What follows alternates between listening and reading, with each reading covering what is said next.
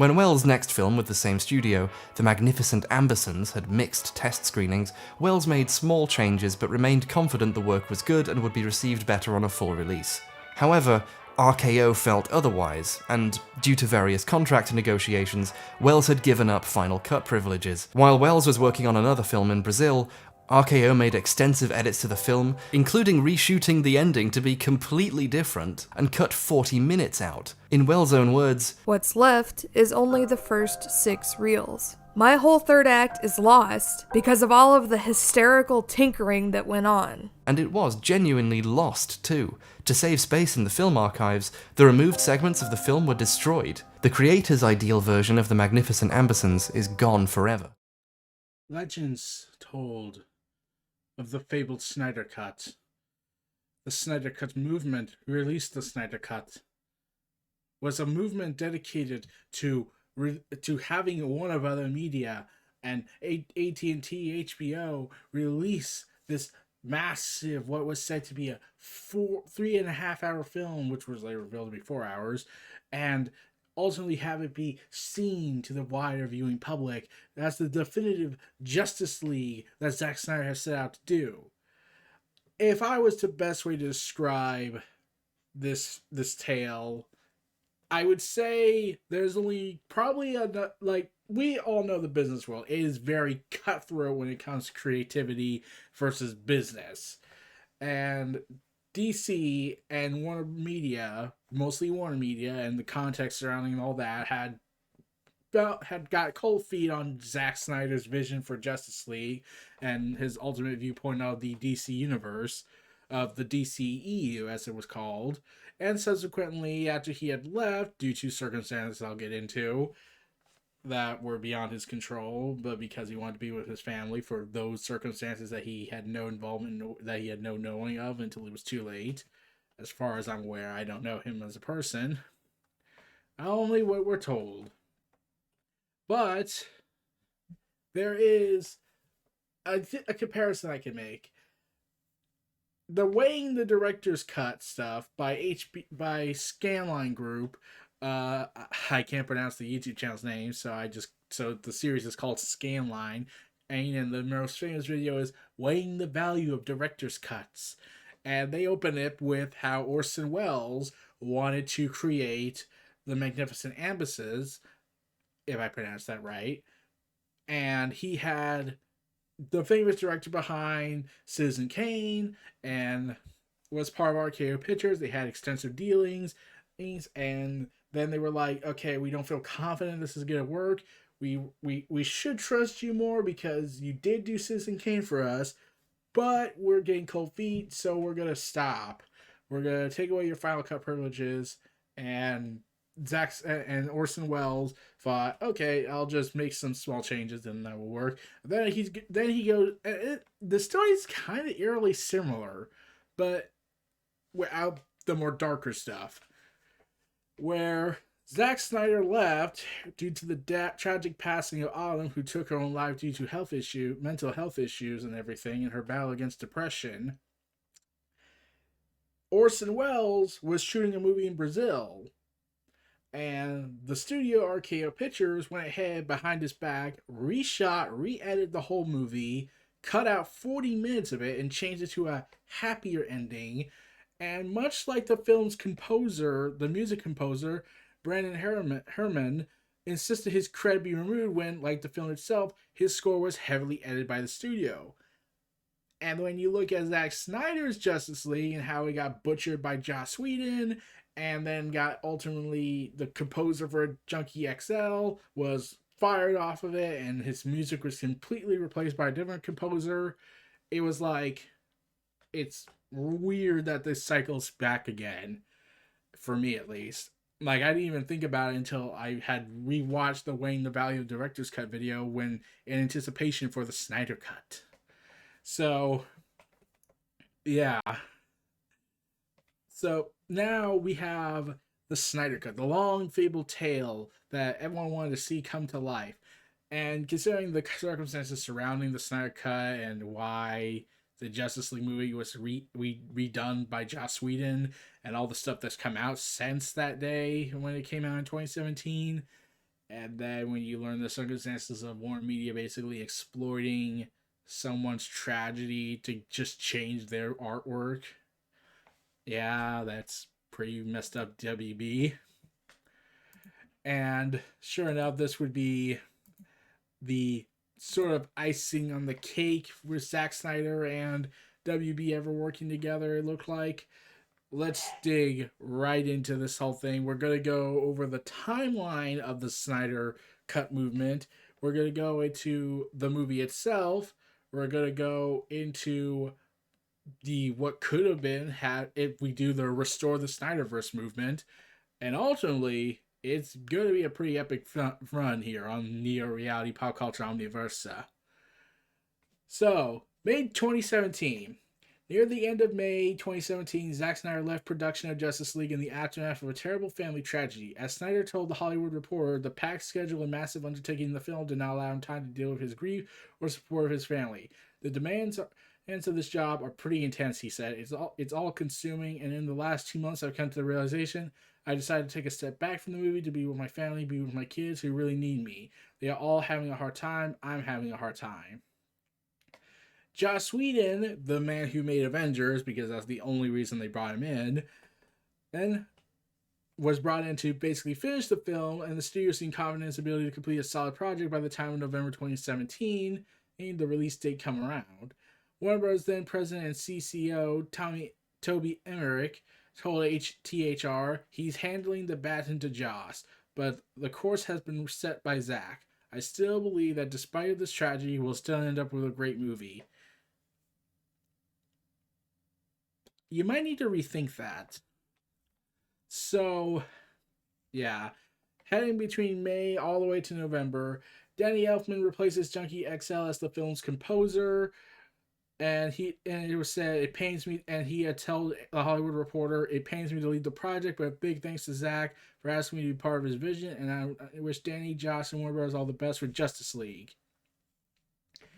And then when it was told it was going to just be a couple of small things because they already had a massive rough cut of 4 hours at best, like probably an additional 3.5 hours with additional footage, and Zack Snyder having leftover footage that was finished up, but effects weren't done and everything. And it was reported that a good chunk of the movie was basically cut and subsequently replaced with Joss Whedon stuff, where Whedon changed everything up. The stuff was not the same. Everything, the tone was all off, and subsequently the actors were brought back, and the most infamous one is Henry Cavill's mustache face. Yeah.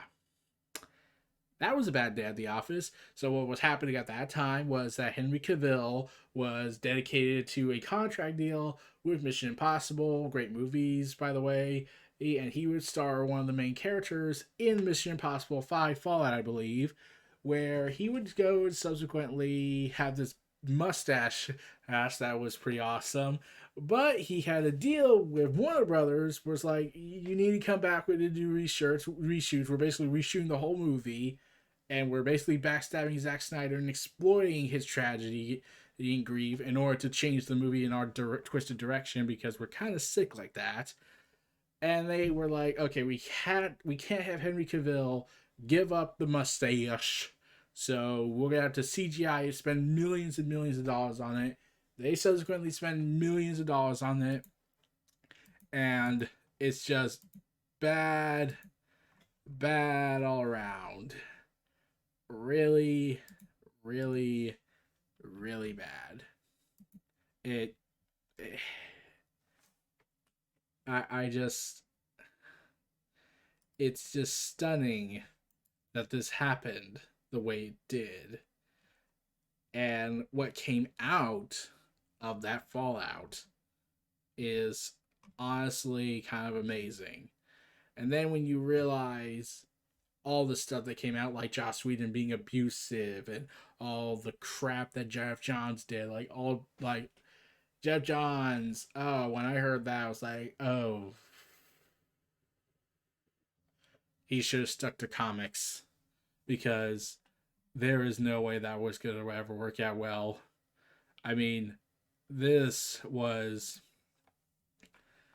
like, I'm pretty sure a lot of people, like comic book fans, hearing that Jeff Johns did all this horrible stuff, it's like, what?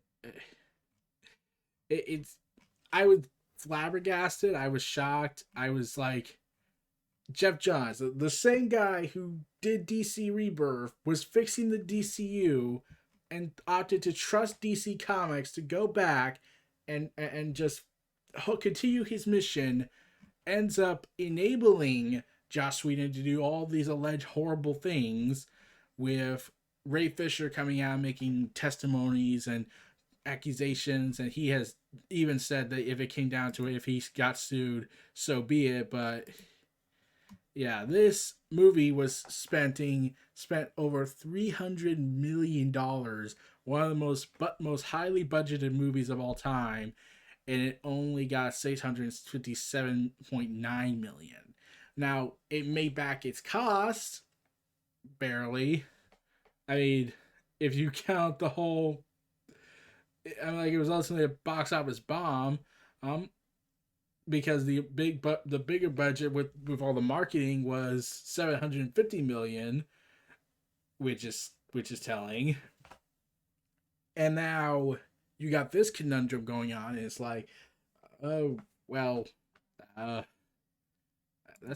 kind of sucks. Which led to a lot of bad blood, and a lot of the actors and the crew and the cast were like, oh man, we just did all this work for nothing. Because Snyder was screwed over. WB was like, well, at least it wasn't his dark, twisted stuff, and we did things that are so horrible, we should probably be held accountable for this, but we're not. And then in January 2018, new details suggest that the Snyder Cut is more complete than previously believed. Initial reporting suggested the Snyder Cut, the Snyder's version of the Justice League, wasn't close to being done and would cost Warner Bros. Millions of dollars to complete. However, a couple months after the film's release, a breakdown by screenwriter Stephen M. Colbert showed us how far into production this was before Whedon was brought on board. According to Colbert, the Snyder Cut film was in picture lock, meaning a rough cut had been assembled and edited, was undergoing color grading, had several complete visual effects, and was beginning the process of audio mixing. If fans weren't already holding out hope for an official Snyder Cut release, they certainly were now.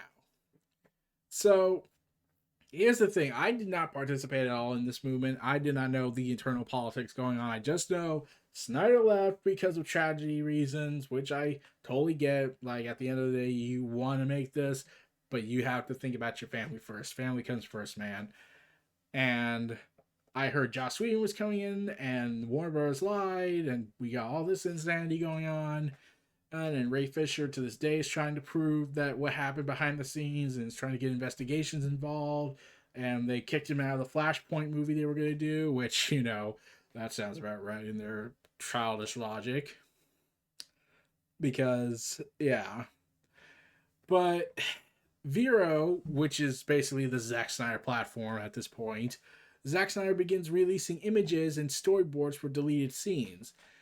If one decides to pursue Zack Snyder's Vero page, they will see many selfies of Snyder, lots of pictures of him working out, and plenty of his images of his family, pre-standard social media stuff. Yet peppered between all those posts is a treasure trove of behind-the-scene images of Justice League. Some need to exclude the expected shots, like Ray Fisher in his motion capture getup or Cyborg. Others, however, have no correlation to release footage and shows clips from scenes and even characters not featured in the film, such as Darkseid. The end is near. So, yeah, Darkseid was said to have been in this movie, or at least the images of him suggested that, Darkseid was going to be brought up in this. Like, they were really going to go basically establish their Thanos with the new god Darkseid, the god of darkness and evil, and all things hate-filled, essentially. So, in February of 2018, a veteran entertainment reporter, Josh L. Dickey, tweeted out that he was getting out of the business. He then drove into a thread that served as a sort of highlight reel of his career as Mashable, Associated Press, Variety, and elsewhere. In the middle of that retrospective, he threw out a bombshell that claimed that Warner Bros. Fired Snyder, not just from Justice League, but the entire DCEU. Thus, directly contradicts the idea that Snyder walked away of his own volition and the studio was committed to adhere to the style and tone and the template that Zack Snyder. Around the same time, Collider stated that he heard separate sources confirm his claims and had heard more than one source that called Snyder's version of Justice League considered to be unwatchable. Oh yeah, that turned out very well.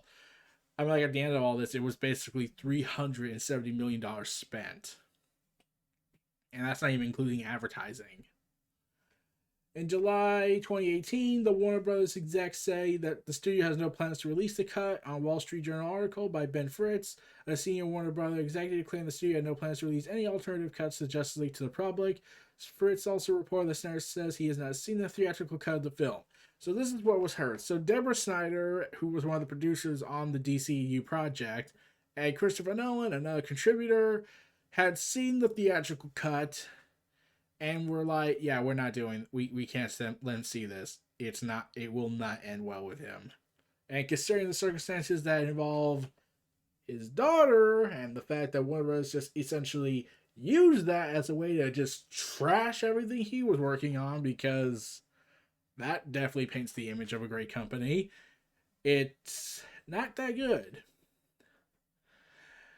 And yeah, so they vowed to never let Zack Snyder to see the film because they knew it would do something to him. It would break his heart to see how far Warner Bros. Went to take this. By the time January 2019 rolled around, Snyder Cut superfan Fiona Zing had created ForSnyderCut.com in support of the unreleased version, and clearly one of the online leaders of the charge to get the film released. # release to Snyder Cut is in her Twitter profile name, and she's even been referenced by the name of the director himself in one of his Vero posts. It basically serves as a hub for all Snyder Cut aficionados, the site, and to share information and connect with others. In March 2019, Zack Snyder says his cut of Justice League is 214 minutes long. Snyder started to speak publicly about his own cut of Justice League, saying that his version does actually exist, and it is apparently a whopping 214 minutes long, 3.5 hours or so to speak. Considering the running time of the theatrical cut is just 2 hours, the fact that Whedon wrote and filmed extensive reshoots, there seemed to be a lot of content that was left on the cutting room floor. And in fact, Stephen M. Colbert of Screen Rant calculates that the existing Justice League film contains only 42% of Snyder's footage. It is immediately hard to know if there was an accurate statement, but it highlights of the idea that Warner Bros. Extensively altered the movie after Snyder stepped away or was fired. And thus, as time was going on, the Snyder Cut movement happened, starting off as a couple of online discussions, and then subsequently it grew outside of the online space and into the real world, and people are going and petitioning, donating money, raising funds, charity research, buying billboards, even getting a plane to fly through the convention center.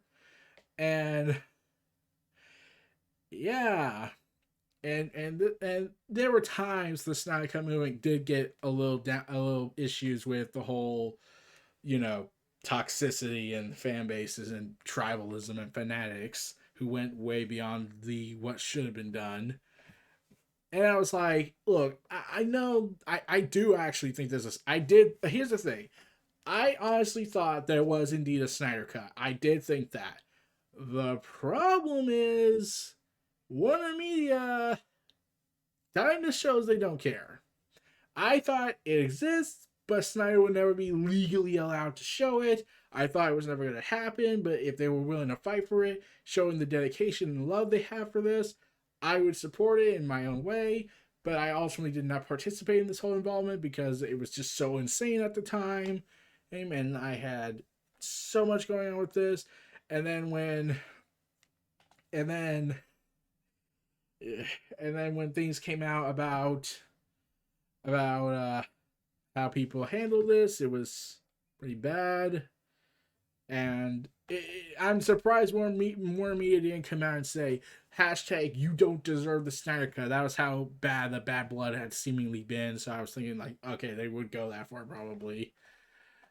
And yeah, fans in April 2019 start the Project Comic-Con on just how far they will go. The fans of that were showed how much they wanted to see the official release of that version of Justice League. Two fans decided to organize a GoFundMe page to raise money and organize an ultimate statement to both Warner Brothers and their corporate parent, AT&T. The statement involved a banner, flight, a billboard, an ad in the Hollywood Reporter, and a ground team at San Diego Comic-Con. They ended up raising 226 grand for the project, half of which was donated to the American Foundation for Suicide Prevention in honor of the Snyders, especially Autumn Snyder. And this would be a massive publicity where it would get mainstream attention, and now people were like, we want to see, like, they were calling for it. And then August 2019 was another month that fueled speculation thanks to the now famous Jason Momoa, aka Aquaman, aka that guy from Game of Thrones who died in the first season. Put up an Instagram post that included a video of him and Snyder in the post. Momoa writes, "The Snyder Cut is sick. Hashtag lucky me, sucks for you." Originally further confirms the existence. That same month, Kevin Smith was a guest on the Cinema Blend Real Blend podcast, which he also claimed the Snyder Cut exists and the studio should consider releasing it. Smith's exact words were, "I've spoken enough now to enough people at various levels of production that there is a Snyder Cut for sure. This is not a mythical beast. It exists." And there were tons of people denying it, saying like that it's not real, it's fake, there's no such thing as the Snyder Cut. And I was just thinking, isn't Apocalypse Now, isn't Apocalypse Now's work print 5 hours? Which is saying something.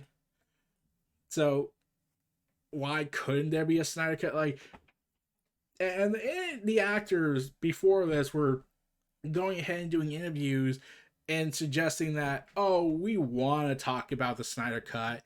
We just have NDA agreements, unfortunately, that tells us we cannot speak about it, which is kind of messed up, but sadly the corporate world has a lot of the NDA agreements. Then October 2019, fans put up digital billboards in Times Square asking to release the cut, and Junkie XL confirms his original score was completed in October 2019. Then in November 2019, Ben Affleck, Ray Fisher, and Gal Gadot tweet #release the Snyder Cut, showcasing images that were not in the movie or things that were taken with alternate scenes. And this was 2 years after Silence. More members of the Justice League decided to join the fray. So now it's like you got the actors involved. Like, okay, come on. Even the deniers have to be like, come on. If the actors are saying this is real, why are you calling us liars? Like, okay, you could say, oh, the fans probably don't know what they're talking about because, we're just fans. But, like, the actors were saying there's a Snyder Cut. Like, are you telling the actors who were in the movie, had close association with Zack Snyder, did not have a rough cut or an alternate cut? Yeah, I have my doubts that would actually fly with people. And then Snyder went on Vero and tweeted out a vault that showcases his rough cut that ended all speculation. On December 4th, 2019, the director posted a photo of a canned film reels on his Vero with the caption saying, "Is it real? Does it exist? Of course it does."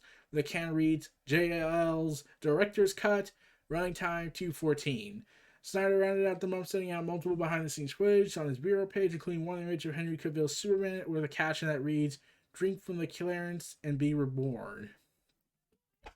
But, I think I was surprised legal action was not taken by Warner Brothers at this point because they would probably have been pissed that, Snyder, you're not helping our case here. We're already looking like monsters considering how much we exploited your tragedy in life, but we don't want them to know we're monsters.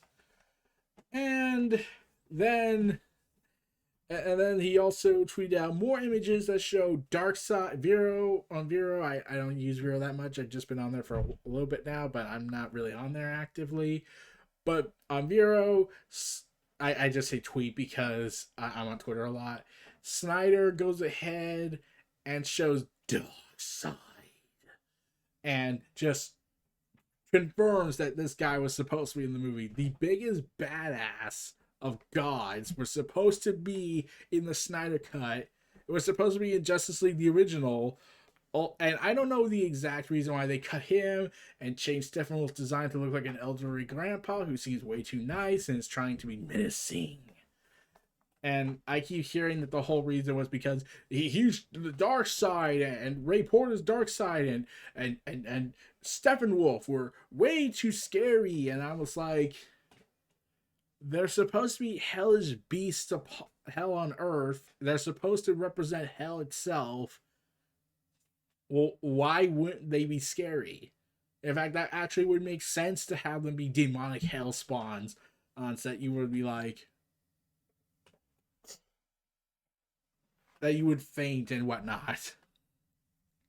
Then, following a virtual screening of 2013's Man of Steel and a follow-up Q&A on May 20th, with Henry Cavill crashing the party, sure enough, Zack Snyder announced that his version of Justice League will officially launch on HBO Max. According to the Hollywood Reporter, Snyder is reassembling his post-production team to score and edit the film, as well as finish and even add visual effects to it that were completed. Sources says the cost of the project could range from $20 to $30 million, and original actors would potentially be brought back, and may be released as one massive 4-hour movie or a 6-part miniseries because they need the HBO Max subscriptions, babe. And Snyder's promised that it will be an entirely new thing, and especially talking to those who have seen the release movie and the experience apart from that movie. Deborah Snyder and producing partner added that 2 years ago that it probably would not have been possible to make the Snyder Cut a reality with the platform of HBO Max and streaming services. You can have something like this. You can't release something like this theatrically, but you could release it with a streaming service. So yeah, they admitted that as much as they were fighting for it to happen, they were like, it's never going to happen. As much as we want this to happen, it's probably not going to happen. Because you gotta think, this is a 4-hour movie. Even Lord of the Rings, despite its massive length, was trimmed down to parts in theatrical releases to like, okay, look, we can't have the movie be 4 freaking hours. Just Peter Jackson, we can't have the movie be 4 freaking hours. If we do that, we'll lose our mind. Everyone will just walk out knowing that they're wasting their time. In fact, wait, how many endings did you shoot for Return of the King? It feels like there's 15 different endings. And yet you're building up more and more endings. So, yeah. And sure enough, the cast, the crew, and the fans were like, yeah. Rejoicing at this moment in time. And as time goes on, the road to the Snyder Cut happens. In June of 2020, Snyder offers a sneak peek of his Justice League cut, showing Darkseid, with Wonder Woman even looking like, oh shit. But because I'll get to that when I get to the actual portion talking about the movie. And then in August, the first trailer is released with Hallelujah. Hallelujah. Hallelujah. Because that song is very important to Snyder fans and to Zack Snyder personally. So I was like, okay, as much as we know that was famous for Watchmen's case, we understand we're not going to be mad. And then when there was reports that there was going to be some additional filmography in order to add more content, I assumed when I heard this was that, oh, they're probably going to add a few extra bits in between the 6 parts because there was no confirmation that this was going to be a 6-part series or a full feature movie. So I thought it's going to be like filling in some stuff in order to transition easily into a TV style, which was later proven to be false. And of course, we had the deniers going ahead and say, you may be right about the movie existing, but it's gonna suck. And it's like, it doesn't matter if it's good or bad. People wanted Snyder's vision to be realized, especially given all the horrendous circumstances of exploding death. So during these filmography stuff, there was reports that they were going to add some new additional footage to it, new filmography, and the most infamous one was the Joker, played by Jared Leto. And yeah, and THR then claimed that two of the original film producers, John Berg and Jeff Johns, are removing their names from the Snyder Cut of Justice League due to the fact that there were some things involved that probably shouldn't be brought up. So, yeah. And then another trailer dropped on November 17th for his revamped Justice League film, where the trailer basically offers the same footage that one he debated in August, but it does include a few more sneak peeks of Darkseid and Superman, especially it's because the trailer was removed and then had to be recently resecured or due to rights issues, due to copyrights and everything. And then in February of 2021, heading all the way to within 18 days left of March, HBO Max dropped the final trailer with "Isn't that right? We live in a society where honor is a distant memory. Isn't that right? Batman." And last but not least, then there was another shock where another trailer came out, thus completing the trailer run from 2 to 3, which Zack Snyder also teasing that there was going to be a surprise cameo, because it was so shocking who was going to be it, because there were reports that there was that character, but I'll get to him. And the trailers were awesome. I'm debating which one I love more, trailer number 2 or trailer number 3. Trailer number 1 was just saying like, see, it proved to you all that it was real. Darkseid is here, and he's gonna kick ass, and he's gonna take names, and he's gonna be scary and intimidating. And then they dropped some song previews, they dropped some more images, and then Darkseid Ray Porter's voice, I'll get to that. They showed the original design of Steppenwolf with the bio-organic armor. Man, it was crazy. So much stuff was in this production. It's like, oh man. So, yeah, this was the complete timeline of, or at least my recapping of certain elements of the Snyder Cut Justice League movie as we head into the movie itself. We're going to go through all this as much as possible. I'm going to cover my thoughts on all this without losing my mind every time when I'm gushing at how awesome it was. Spoiler alert on that. And you will all witness what I was going to think about regarding what I thought of what could have been had Snyder still stayed with DC and had things gone in the vision he envisioned it being.